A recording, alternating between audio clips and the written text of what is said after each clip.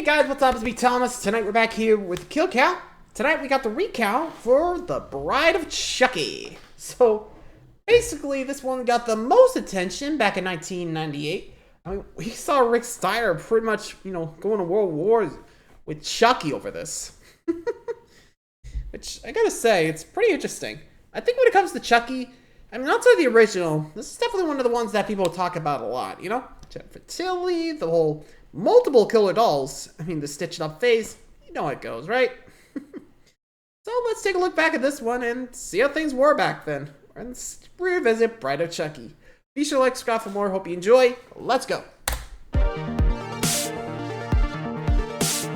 Cheers.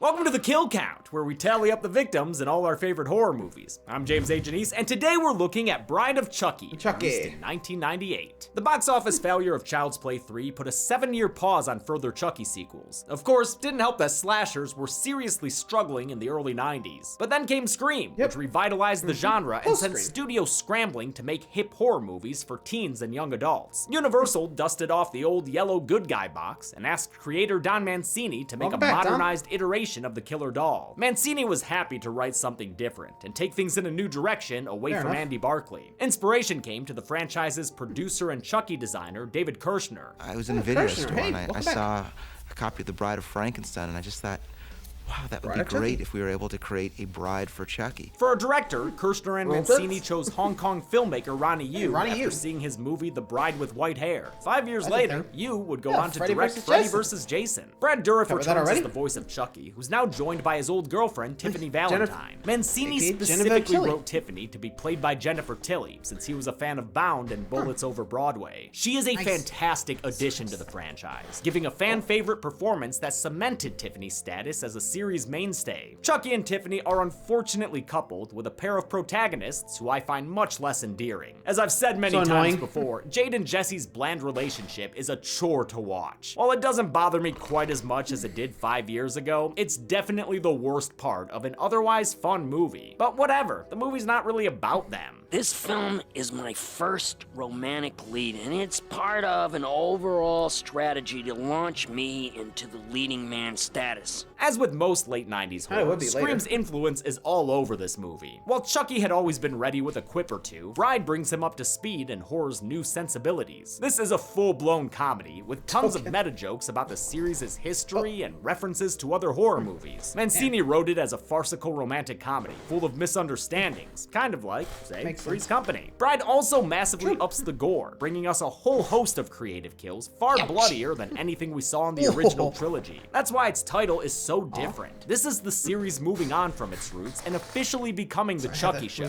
We're no longer in Child's Play. We're of Chucky now. Well, of Chucky and of RECOUNT, because they're today's sponsor. Now, I know what you're thinking. James, another RECOUNT sponsorship. If you like RECOUNT so much, why don't you marry them? And to that I say... No one asked that. Do you, James? No one would ask that. RECOUNTs to have and to wear comfortably, thanks to their optimized gel tips, with 8 hours of playtime and 32 hours of battery life, as long as this Sometimes you wonder what the heck is going on in their minds. I do.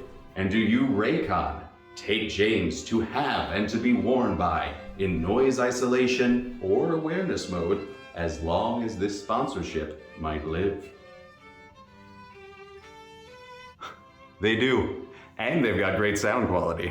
I know, and they're backed by 50,000 5-star reviews. With the power vested in me by this priest robe that I bought on Amazon, you may now use the tap function to play, change tracks, or change volume. No, wait. No.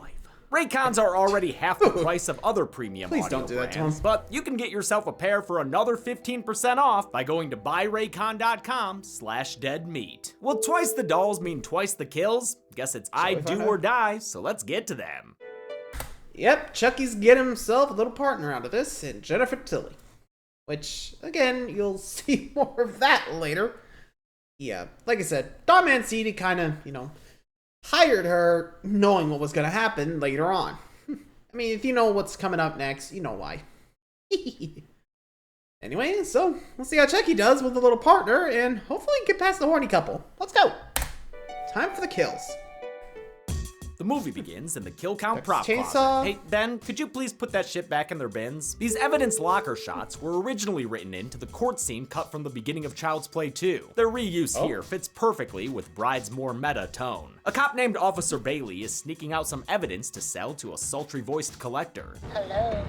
Hey, I'm on my way, and don't forget my money. Not very good role model behavior from Bailey, and before you know it, this ding-dong says hello to a throat slit that puts an end to Mr. Bailey's wonderful life. If you're gonna get murdered though, might as well be by Jennifer Tilly in a Matrix get-up. Hey, Tiffany. Never thought to put the nail polish on the filer. What a time-saving life hack. Tiffany Valentine lured Bailey here to take his lighter and reacquire a pancaked Chucky, who's actually looking pretty good considering how he died in the last movie. She welcomes him back with Louis Armstrong and Rob Zombie. Well, hello, Dolly.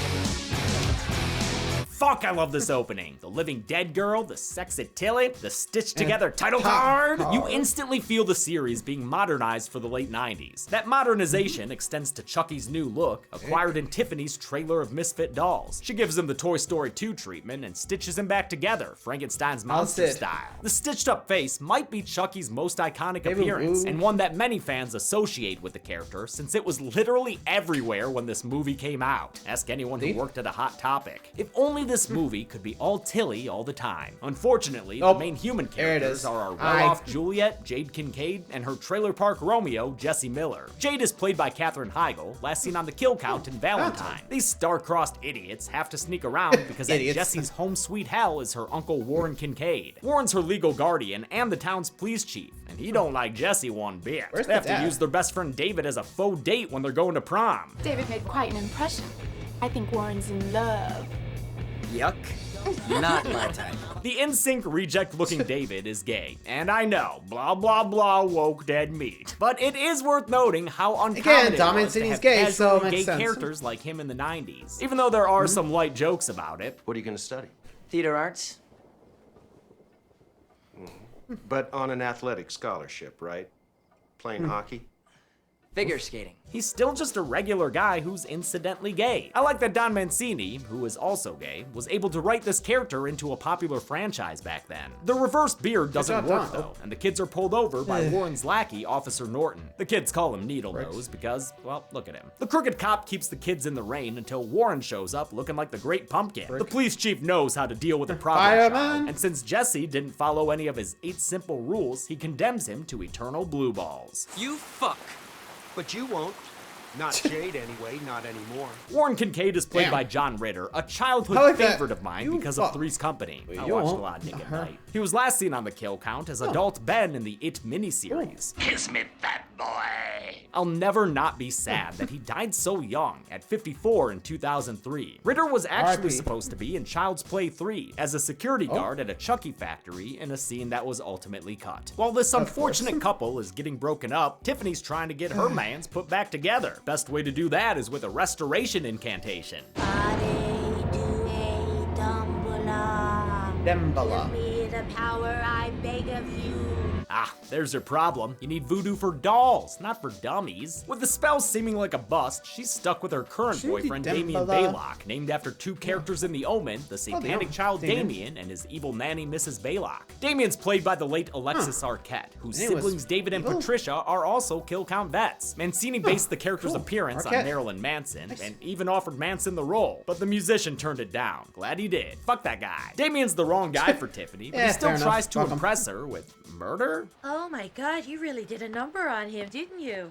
What did you use? Was it really bloody? Did he scream a lot? She soon realizes the snuff photo is fake, but hey, maybe he can pass it off as a bootleg Mankind trading card. Tiffany yearns for her old boyfriend, the one who really killed people, and she might be having a Dumbala after all, since Chucky reappears with a lightning flash. Hi, I'm Chucky. Wanna play? Damn, Damien, getting right to it. Tiffany gets kinky with Damien and his Dothamirian tattoos, and tosses Chucky in for a 3-way play pal playdate. A new toy is one way to spice up a stagnant sex life. Chucky remains inactive at first, but I mean, how you about to not get roused by this? Damien keeps dissing the doll until Chucky asserts his dominance with an exorcist headspin and a proclamation about his penis. It ain't the size that counts, asshole. It's what you do with it. Chucky tears out Damien's lip piercing in a painful moment that always stuck with me. He smothers Damien while catching up with his old flame flame via pillow talk. Hi.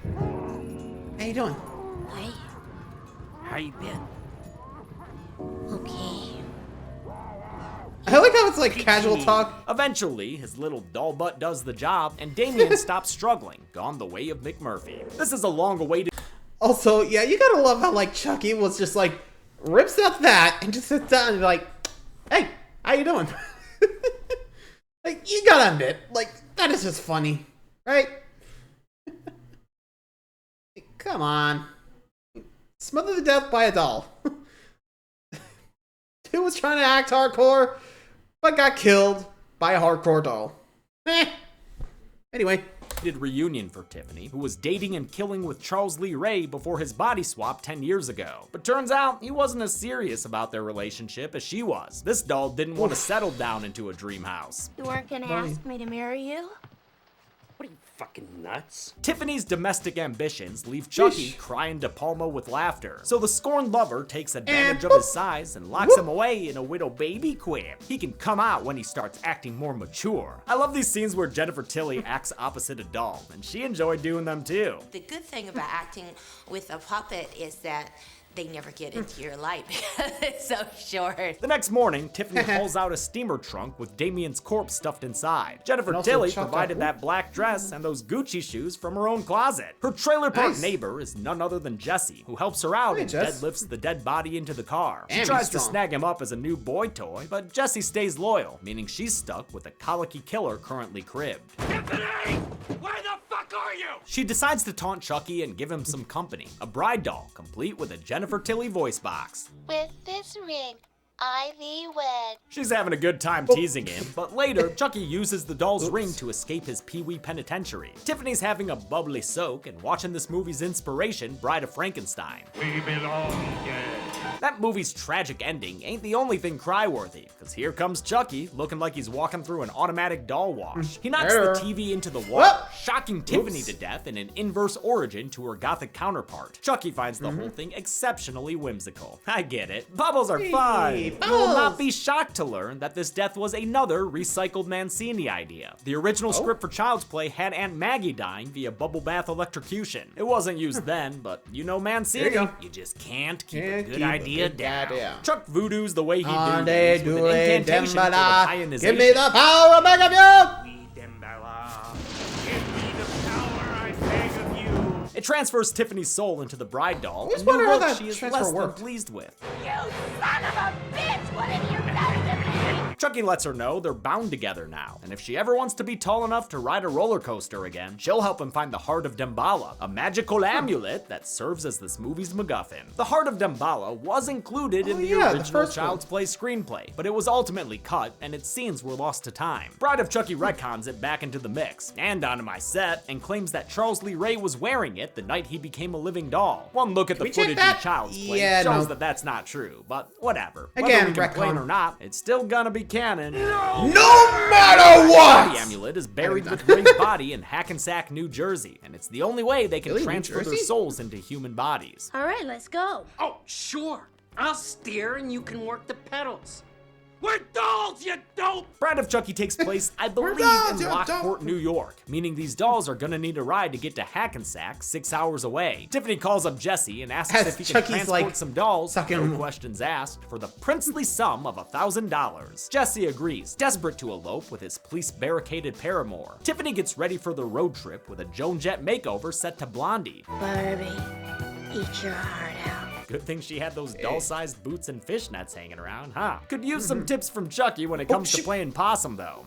Just act natural. Oh, I'm sorry. Did you say act naturally fabulous? Just like with Chucky, the Tiffany doll was described by Mancini in the script, drawn and designed by David Kirshner, and built by Kevin Yeager, returning as puppeteer coordinator. The Tiffany doll had to have all the same capabilities as Chucky, but in a smaller body, requiring more sophisticated, scaled-down technology. Jesse grabs the plastic partners and swings by to pick up Jade, where we learn he has no idea how far $1,000 will go. I can put a deposit on an apartment. I'll get a job. I'll help put you through college. Motherfucker, this ain't the 1950s. Yeah, I've got to agree with time, Chucky here. I think I'm gonna throw up. Still, they're sappy. Yeah, honestly, no wonder he's trailer park. I probably would be like, dude, did you ever go to school? Like, seriously, what the hell? Okay, I have $7,000. I'm still living here. Eesh. Anyway. Bullshit is tolerable if it means two new now. fresh bodies for Chucky and Tiffany to transfer their souls into. The kids go inside to pack, not noticing the police acting fishy around Jesse's van. Chucky's ready to remove the roadblock with an old favorite, but Tiff reminds him that this ain't the OG trilogy anymore. For God's sake, Chucky, drag yourself into the 90s. Stabbings went out with Bundy and Dahmer. You look like Martha Stewart with that thing. Who the fuck is Martha Stewart? My idol. His second choice, a hammer, is called predictable by Tiffany, calling back to how he already used it as a weapon in the first film. Tiffany encourages creativity, so when Warren comes back to plant some drugs in the vehicle, the dolls lure him to the front and use the airbag as a springboard to fill his face full of nails. I love that little death twitch. Why does that look so familiar? That's meant to be a reference to our old pal Pinhead, but the joke's never quite landed right for me. Oh, speaking of me, when are you going to stop redoing old episodes and finally finish my series? When you make better movies. Hey. Fair enough. The dolls here are the most expressive they've ever been. This was the first time they had a computer system that allowed them to pre-program the doll mouths before shooting. That way, they'd match the pre-recorded dialogue the same way in every take. This was a huge time saver, freeing up more puppeteers to focus on other things. Though it looks like they still have the late Brock Winkless and that headgear getup to do any necessary on-set mouth movements. And now, whenever I say, Chucky says. That's right, Brock. Both dolls had several versions with different heads that could be swapped in and out. Even with the new innovations, they still required teams of 7 to 9 puppeteers, especially when it came to walking or crawling using the cable versions. It's a very difficult process with just one doll, and when you have 2 and you have 15 people that have to crowd around a small space, it is very difficult. A lot of the sets had to be... I mean, could have been worse. I mean, jeez. I think they're actually using the old style back from the first movie. Though I could be wrong. Man, how long was Chucky out? Like, she was like, who the fuck's Martha Stewart? Fair enough, but I guess he wasn't into the movies. Anyway. Be built on risers 5 feet up, which was especially difficult in Tiffany's trailer. With the wiring and plumbing needed for all the special effects heavy scenes in there, production designer Alicia Keown said it was more a work of science than a set. The dolls clean up their mess before their fleshy counterparts return, but there's another problem. Officer Norton, who pulls them over near a crowded parking lot. Jade tries to appeal to Norton's humanity, only to find that he has none. You seem like really nice kids. It's nothing personal, at least on my part. The money. Damn, Jade, can't be throwing hands with a cop in public. That'll get you all sorts of suspicious glances. Jesse sends her inside to cool off, but is similarly incensed once Norton finds the planted drugs. Shit. Outside of the doll that is hands down my favorite part of this movie. It once again falls on Barbie and Clyde to get this show back on the road. So Chucky grabs Tiffany's stolen lighter and baby crawls his way to Norton's car. As the officer radios into the station, Chucky stuffs a burning flannel into his fuel tank. Aw, damn it, Chucky! He crawls back, pausing only to flip off a stoner on his way to dinner with Patrick Bateman. Fucking doll. Norton barely has time to smell the gas before he's incinerated in a fiery explosion. Flaming wreckage goes everywhere, but it doesn't kill anyone else. Not even the dude inside this phone booth. Slow motion shows this poor stunt performer ducking out of the way. The surrounding bystanders are quick to accuse Jade and Jesse, so they peel out, leaving a pileup of primary colors in their wake. The supposedly in-love couple immediately suspects one another of being responsible. You don't think that I had anything to do with that explosion back there, didn't you? No.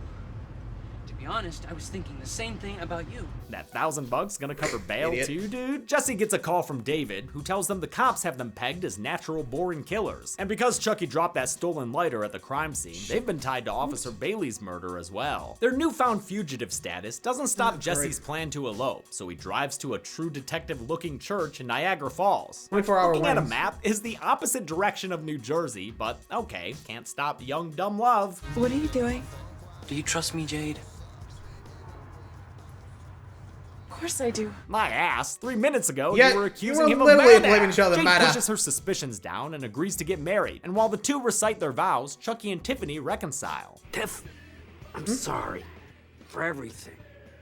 I guess I can't complain. I mean, I always wanted us to spend more time together. They're interrupted by a cop in the box, since Warren's not as dead as they thought. Only they had noticed the lack of kill graphic. Chucky thinks that Three's company, so he slings his blade into the police chief, killing him as Jade and Jesse say I do. Talk about signing your life away. Am I right, boomer humorists? A true classic. Never goes out of style. That was good. Bride of Chucky was Jennifer Tilly's first time voice acting. She'd of course go on to do it many more times, including as Bonnie in Family Guy. Really, If there's anything I can do. There actually is. Could you collect my mail forever?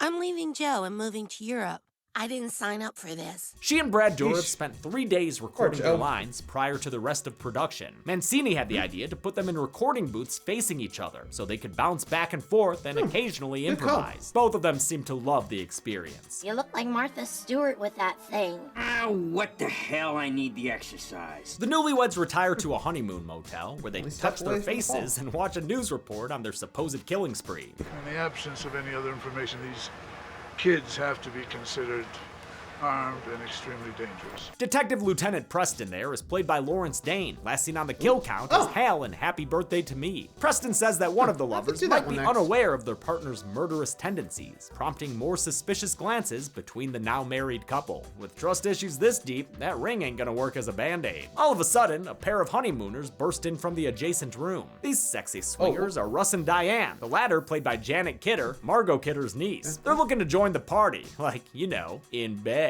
But Jade tells them to clear out, not a fan of this state of affairs. They do, but not before Diane nabs Jesse's wallet, which does not go unnoticed by Tiffany. The dolls sneak into the other couple's room while they're having a sloshy waterbed love sesh. Tiffany paves the way for more female killer dolls by shattering the glass ceiling with a champagne bottle, raining shards of mirror down into the couple's bed and bodies. Water death bed, the bed that wets people. The gory grand gesture is enough to completely win over Chucky. Nice. I love you. And he nabs Diane's. Which, I gotta admit, the whole, like, just double kill from, like, a simple trap, like, and also them, like, realizing, like, oh crap! Ah! Just, damn. Nice throw, Tiffany, gotta say. Anyway. Ring finger for a fireplace proposal. Will you be my bride?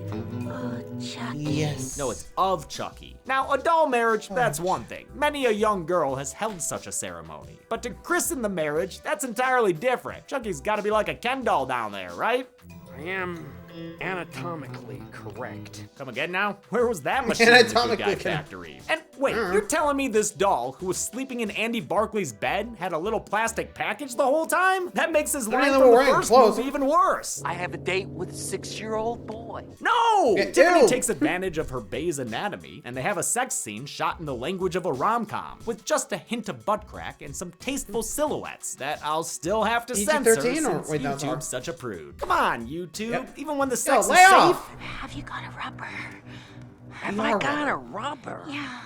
Tiff, look at me. I'm all rubber. Jennifer Tilly improvised that line about having a rubber, and Dourif came up with his response on the spot. Like I said, they had a lot of fun recording their lines. When we were doing the looping, David and Dom were saying, well, you know, they'll just drop below frame and have doll sex. And I said, oh, we should make noises. And so me and Brad Dourif were in the recording room making all these little doll sex noises, and it was so much fun. This whole scene is a great example of how game Jennifer Tilly here, Tiffany and stuff, both or as Jennifer a human and as you a know, doll. Her Brad commitment had some gave fun. this franchise new life that propelled it into a second Thank act. you, Jennifer Launchier Tilly. act that required all of the crew to be on board as well. And we built these little tongues that'll actually come out and dart around a little bit and exchange a touch or two. A housekeeper played by Kathy Najimy finds the watery carnage the next morning. Unable to hocus pocus this mess away, the Sanderson sister acts scared and her scream sends Jesse and Jade on the road again. David arrives in a jump scare, having come to see them after they each called him the night before, whining about how they think the other one might be a killer. Hey, wait, why is David riding with them on this trip now? Did he walk to the motel or take a taxi to Niagara Falls? Because of their twin suspicions, David figures that neither can be the killer. Oh good, you two can trust each other for a few whole minutes again. The good vibes end when David delivers an amazing line read. Oh, something really stinks in here. And finds Clifford the Big Red Body. He grabs Warren's firearm and Jesse and Jade immediately accuse each other again. Fucking just shoot them both, dude. After they pull over, Chucky and Tiffany finally reveal themselves. Hello. Nobody move! The surprise freaks out David so bad he wanders into traffic and gets sent to his final destination by a passing semi-truck. Damn, that boy popped like a human water balloon. Also, the dolls forced the couple I was back gonna on say, the was road, that like a making good guy truck? introductions, Kinda reintroductions, ironic. and meta jokes. How did you end up like this? Well, it's a long story. It sure is. In fact, if it was a movie, it would take 3 or 4 sequels just to do it justice. Jesse finally understands after like 12 or 13 double takes. They trade in Jesse's van for a less conspicuous RV, whose owners we see have been killed off screen and unceremoniously stuffed into a closet. Tiffany makes herself at home on the range stove and prepares Jade's body for her soul housing, giving her a Monster High makeover. Unsure of how else to get out of this situation, Jesse recalls some motherly advice that Tiffany gave him earlier. Never take her for granted. It's like my mother always used to say, a woman spends all day slaving over a hot stove for a man, the least he can do is the dishes. He uses Tiffany's reverence for her mother and decides to stir up trouble in paradise. She's not much of a housekeeper, is she? Tiff? Those dishes aren't gonna wash themselves, you know. Chucky takes the bait, You know, and they're- makes one demand Oh! too many, and the Oh, ensuing oops. argument quickly turns personal. Take it from me, honey. Plastic is no substitute for a nice hunk of wood. Well, depends on if it's got batteries or not. The domestic dispute gives Jade the opening to knock Tiffany up and into the oven like she was a witch from a fairy tale. Jesse follows suit by knocking Chucky out the window, but a bullet spray causes him to drive the RV off the side of the road. Great vehicle crash here. Call me simple, but I love when cars go boom. Tiffany escapes extra toasty, looking like Chucky at the More end of the extra original crispy. film, but Jesse manages to intervene and save See his, you. I guess wife? Never really thought about how they're married now. A loose wire sets off an action movie explosion that hurls Jesse away from the RV. He survives, but sees Chucky forcing Jade to carry him to the cemetery. Jesse chases after them with Tiffany Come on. in tow. She is not having a comfortable time. Shut up. At the cemetery, Chucky shoots the state medical examiner, digging up his body because of its connection to the murders. Talk about a graveyard shift. He forces Jade to exhume his bastard skelly body, and gets his hands on the bling that's gonna make him a damn bala. Jesse arrives with Tiffany and puts his gun up to her head, turning her into peanut butter baby. They have themselves a good old-fashioned hostage exchange, during which Tiffany regrets her taste in men. Why can't I ever get it on with the real good guys? Her hesitation is only compounded after the couples reunite. Catch me, Chucky. Come on, Charles. She might be a bit overdone, but she still sounds like Jennifer Tilly. Chucky decides to go tit for tat, but Jesse spins around and takes the knife instead. The injury incapacitates him and allows the killer doll to regain control of the situation. We get our third voodoo incantation of the film, and since it's their grand finale, Tiffany wants to cap it off with a final kiss. And she means final kiss, since Jade and Jesse's flip-floppy romance has inspired her to stab Chucky in the back. This bride's going Frankenstein in a big way. Oh, Chucky, look at us. Don't you see? We belong dead. But as we all know, Chucky's resilient, so true to form, he springs back to life and beats down Tiffany with a shovel. A top-down shot shows us they're all out doll fight! Yahoo! During this down and dirty battle, which I can really dig, the duo was played by Debbie Lee Carrington and a returning Ed Gale. Chuck ultimately comes out on top and stabs Tiffany in the heart. My mother always told me love would set me free. Get off my knife. Damn, Chucky, have a heart. Jesse remembers that this is child's play 4 and puts Chucky back into his grave. Lieutenant Preston arrives and stops Jade from shooting the possessed plaything, but she yoinks his gun, tradesies, and prepares to do it anyway. Chuck lets us know that there are more sequels to be had. Go ahead and shoot. I'll be back. I always come back. With one last quip, but dying is such a bitch. The good guy is blown away, his doll body sliding down to join his human body in the grave. At least that'll save the county on funeral service costs. Having seen the deadly dolls firsthand, Preston waves away this movie's conflict. Jesse and Jade? Hell, they didn't do it. Guess Roswell that ends well. He lets them go with nothing worse than a contradictory command. You two go on home and stay put. Well, which is it? Better let them know before they walk all the way back from frickin' Jersey. Preston stays behind and comes across Tiffany's charred body. The burnt-up bride springs back to life for a last-minute scare and goops the detective with a face full of blood before finally taking her last breath. Turns out Chucky's rubber wasn't protective enough, and all that fire baked up a bun in the oven. It comes crawling out of Tiffany. Oh. The movie ends with the Hellspawn attacking a screaming Preston for our final kill. How many people objected to life during this unholy matrimony? James? Let's find out. Dolls are gone. This time, I'm ready for those killer dolls. Oh, Sure about where'd that? they go? Hey, Hey, yo, hey, not back there. Come on, gross, get a room. It's not my house. Yeah, out. Oy. Anyway, 14 people died in Bride of Chucky. 10 Most of the men and franchise 4 so far. women, giving us this father of the Yeah, pie 10 to chart. 4, nice. Now, things are gonna get a little complicated. Chucky had 6 individual kills and 3 with Tiffany. I'll put them all on the point chart. An asphyxiation, an electrocution, an incineration, 2 bladed kills, 3 gun kills, and a miscellaneous, which was David going splat.